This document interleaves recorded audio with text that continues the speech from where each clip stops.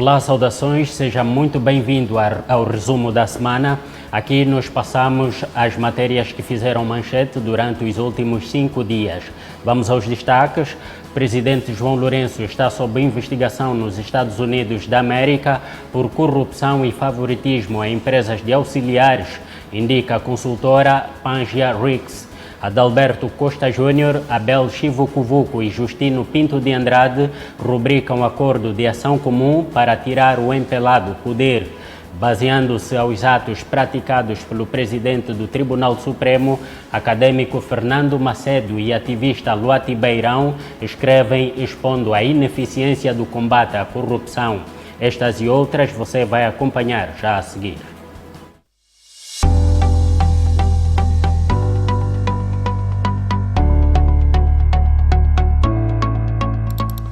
Ao vivo em 3, 2, 1.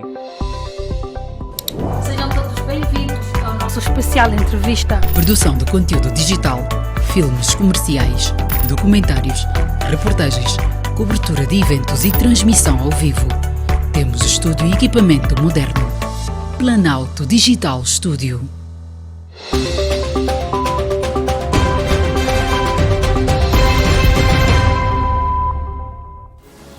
E começamos a desfilar as matérias. O presidente angolano João Lourenço, bem como diferentes auxiliares do titular do Poder Executivo, estão a ser investigados nos Estados Unidos da América, indicam documentos da consultora Pangia Rix, especializada em análise de risco para negócios em África e no Médio Oriente, que o portal da Camunda News teve acesso.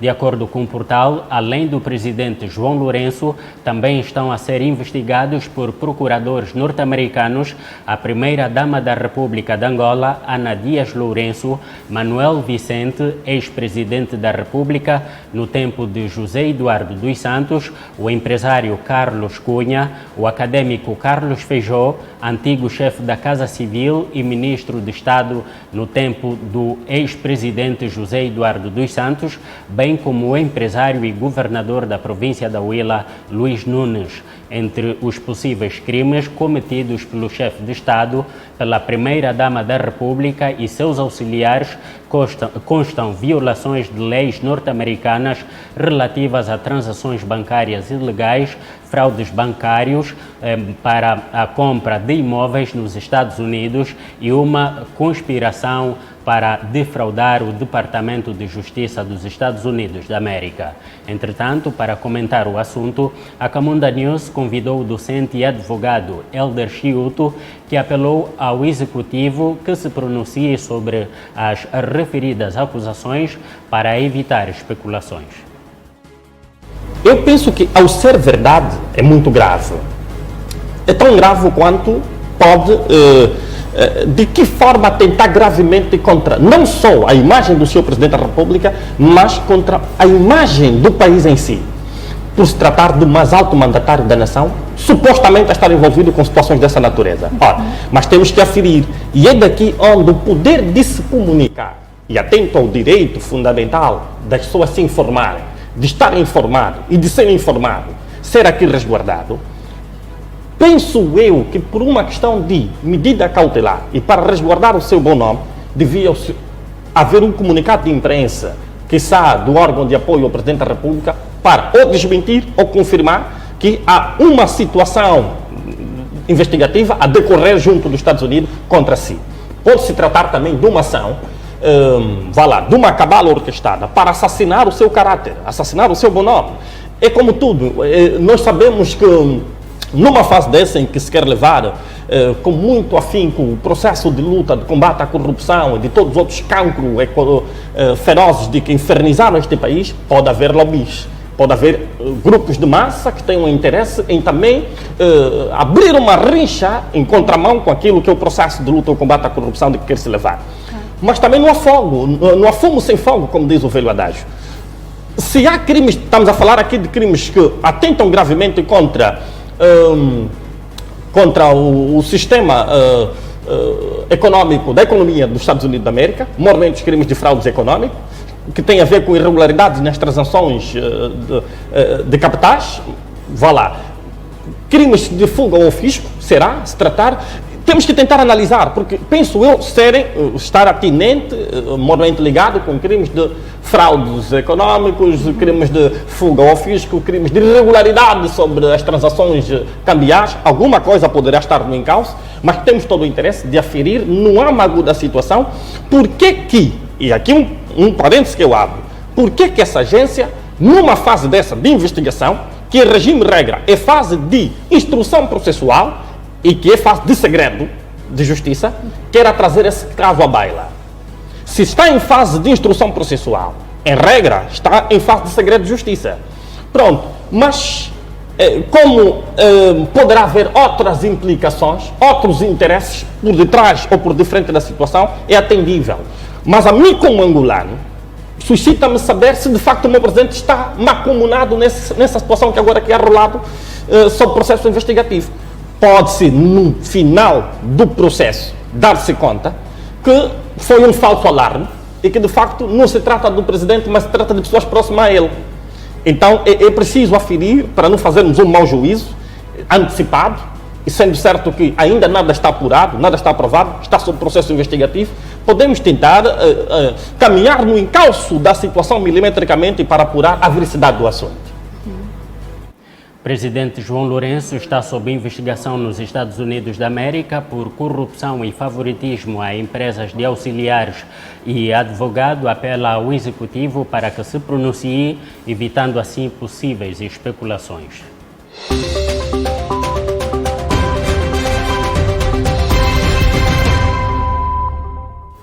Seguimos com esta. A UNITA, o Bloco Democrático e o Projeto Político Para Já juntaram-se esta semana numa conferência de imprensa com vista a transmitir o seu ponto de vista sobre diferentes aspectos da vida social, política e econômica do país.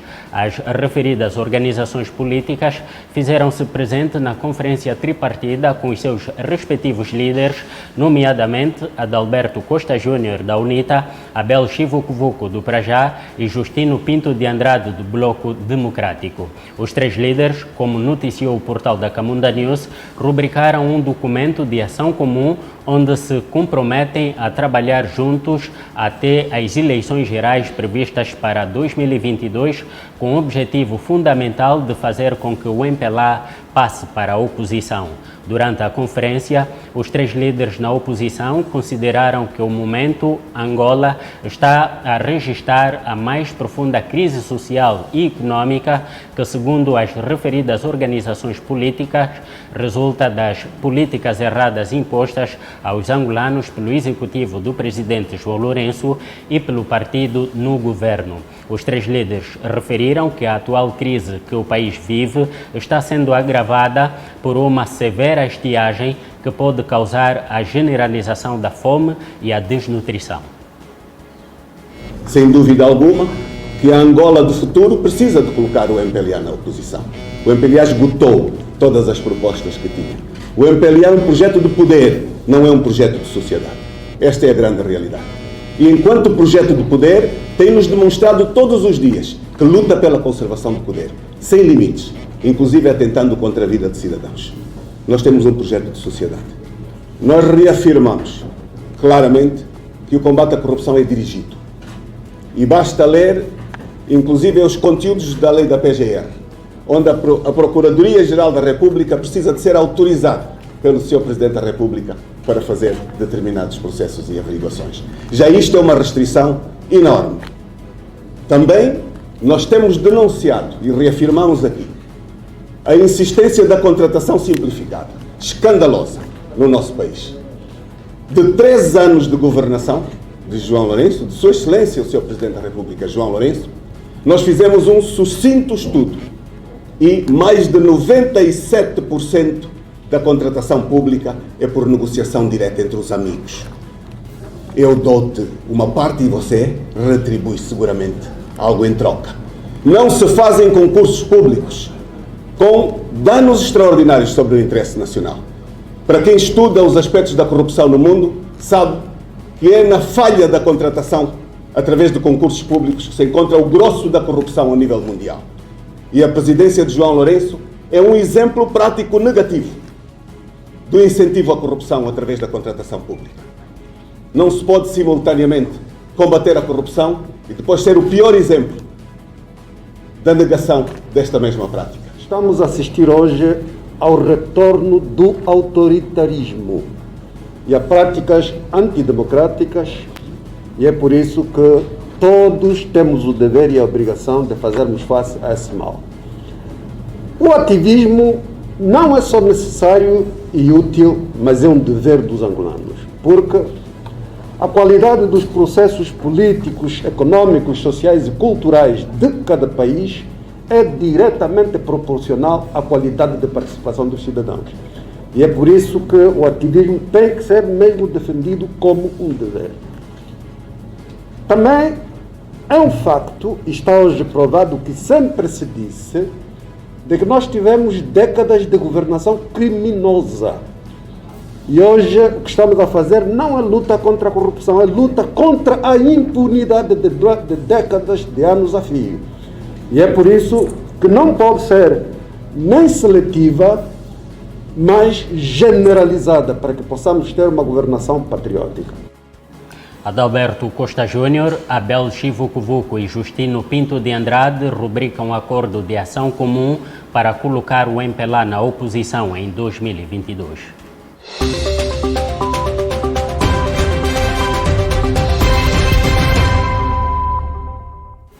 O acadêmico Fernando Macedo e o ativista Luati Beirão escreveram uma carta aberta em que levantam sérias dúvidas sobre a credibilidade da luta contra a corrupção e a impunidade levando a cabo pelo governo de João Lourenço. No documento a que a Camunda News teve acesso, os autores da carta deixaram transparecer que os atos praticados pelo presidente do Tribunal Supremo, Joel Leonardo, é prova evidente de que o combate à corrupção e a impunidade não seja sério, dado que o mesmo continua impune apesar das violações à lei.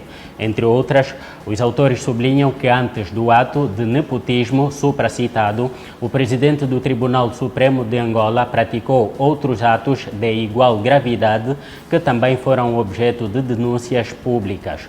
O presidente do Tribunal Supremo, na qualidade de presidente do Conselho Superior da Magistratura Judicial, sem competência para o efeito, com abuso de poder, anulou uma decisão judicial do Tribunal da Câmara de Benguela.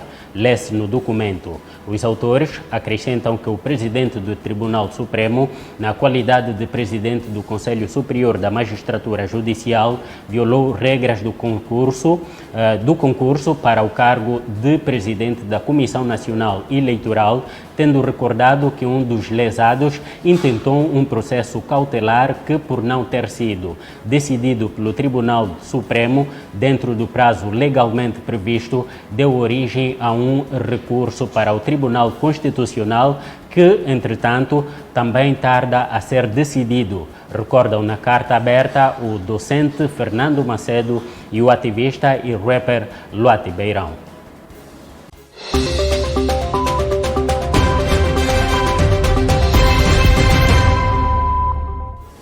E avançamos com esta. O ex-PCA do Banco de Comércio e Indústria, Filomeno Seita, disse em declarações ao Tribunal Supremo, entidade que julga o caso do extinto Gabinete de Revitalização da Comunicação Institucional e Marketing da Administração, que muitos dos depósitos milionários feitos na conta que o Grecima detinha no BCI eram realizados por pessoas com aparência duvidosa que pareciam meninos de rua. Filomeno Seita sublinhou que o facto chamou a atenção do banco, que chegou a suspender os movimentos nas contas do Grecima. Segundo o ex-gestor, o BCI chegou a informar a Unidade Técnica Financeira sobre essa situação, porque a conta do Grecima estava ligada ao Orçamento Geral do Estado, em que devia apenas receber dotações orçamentais e não depósitos de particulares.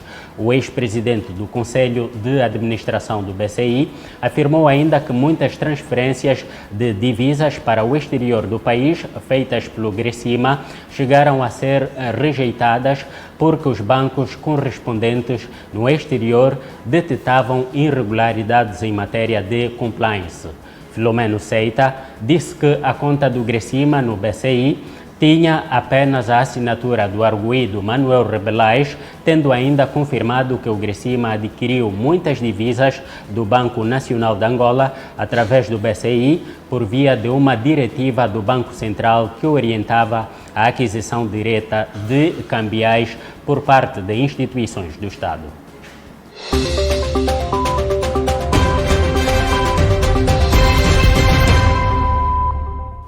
E já a fechar, a nigeriana Ngozi Okonjo-Iweala foi esta semana nomeada para chefiar a Organização Mundial do Comércio, tornando-se a primeira mulher e a primeira africana a liderar a organização. A sua indicação foi tomada por consenso durante uma reunião especial do Conselho Geral, indicou a organização poucos minutos após o início do encontro. Okonjo vai assumir funções no dia 1 de março e o seu mandato, que pode ser renovado, expira em 31 de agosto de 2025, refere a mensagem da Organização de Supervisão do Comércio Mundial. Entretanto, por cá, o presidente da República, João Lourenço, felicitou a nigeriana e desejou-lhe êxitos nas novas funções.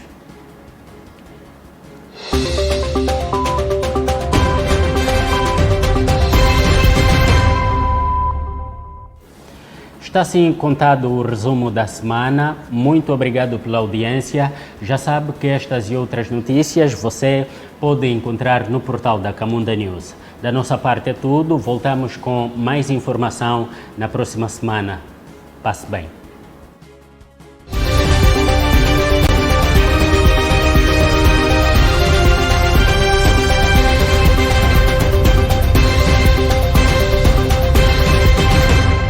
Camunda News, informação atualizada e cidadania.